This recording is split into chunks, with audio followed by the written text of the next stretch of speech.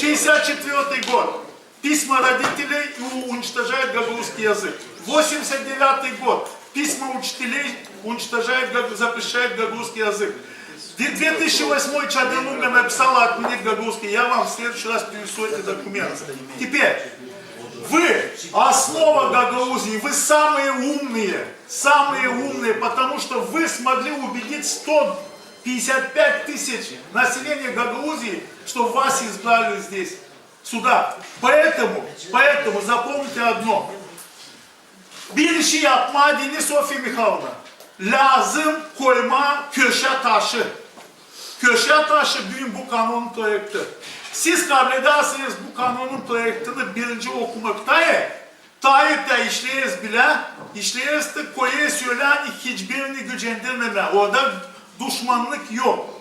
Hem bitki isteyeyim size söylemeye. Ben de sesledim orada size hepsini, anladım bir iş.